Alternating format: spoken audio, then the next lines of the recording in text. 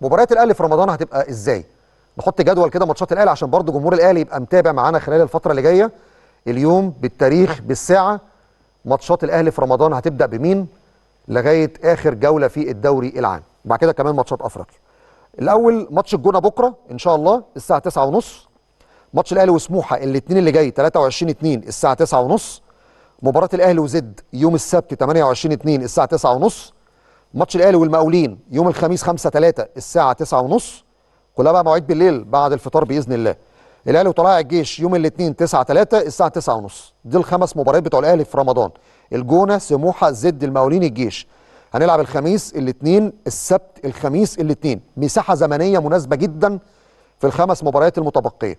بعد كده هتروح يوم 13 او 14 او 15 مارس. يعني هتلعب الاثنين 9 مارس، هتروح بعد كده يا اما الجمعه 13 مارس او السبت 14 مارس او الحد 15 مارس تلعب مع الترجي. بعدها باسبوع هتلعب احد ايام 20 21 22 مارس مع الترجي في مصر. لقاء 14 او 13 او 15 مارس ده في استاد رادس. بعدها باسبوع في القاهره. واعتقد صعب يتحط مباراه ما بين الاثنين، ما بين الذهاب والاياب، لان انا فاكر وقتها الرابطه اعلنت ان هي هتعمل القرعه في منتصف مارس، فاستحاله تعمل قرعه مثلا يوم 14 مارس وتقول لك عندك ماتش يوم 17. صعبه. فاعتقد يعني هنستنى ونشوف وقتها القرعه بعد ما يخلصوا مرحله الدور الاول يوم 11/3. طب بالمواعيد دي النادي الاهلي اكيد محضر برنامج تدريبي زمني ابتداء من اليوم. فابتداء من النهارده مش هتلاقي تدريبات صباحيه ولا تدريبات بعد الظهر، خلاص تدريبات الاهلي من النهارده الساعه 8 بالليل. ومن بعد مباراه الجونه هتبقى في حدود حوالي الساعه 9:30 في ملعب التتش بالجزيره. فالنهارده تدريب الاهلي هيكون الساعه 8 مساء، لان مباراه الجونه هتكون 9:30. وبعد ما تخلص ماتش الجونه تدريباتك خلال شهر رمضان كلها باذن الله هتكون الساعه 9:30 مساء بعد صلاه التراويح. دي اخر صوره لتدريب فريق النادي الاهلي بالنهار. طبعا دي كانت تدريبه امبارح، لان تدريبه النهارده هتبقى الساعه 8 بالليل. فاخر صوره لتدريب الاهلي بالنهار كانت صوره امبارح، الصوره اللي قدامنا على الشاشه. الشهر اللي جاي ده قدامنا كله باذن الله كل التدريبات هتكون بالليل، فمش هتلاقي اللقطه دي تاني. هتبقى اللقطات كلها تدريبات مسائيه في مقر النادي الاهلي في الجزيره باذن الله. وزي ما قلت قبل كده الماتشات اللي جايه مع الجونه، مع سموحه، مع زد، مع المقاولين، مع الجيش، مباريات قويه، مباريات صعبه، لا تهاون ولا استهتار في فقدان اي نقطه في المباريات الخمسه اللي جايه، لان كمان انت بتستنى نتائج المنافسين. وانا قلت لك بيراميدز هيلاعب سيراميكا، نتيجه المباراه دي هتفرق في ترتيب الصداره. الزمالك هيلاعب سيراميكا، نتيجته هيلاعب بيراميدز، نتيجته هتفرق في ترتيب الصداره. فنتمنى التوفيق يا رب باذن الله للاهلي في المباريات اللي جايه. طب بالنسبه لمباراه الاهلي والجونه، تاريخ المباريات مع بعض، الاهلي لعب مع الجونه 22 مباراه. 22 مباراه، فاز الاهلي في 13، الجونه كسب مباراه واحده بس في ال 22، وتعادلوا 8 مباريات.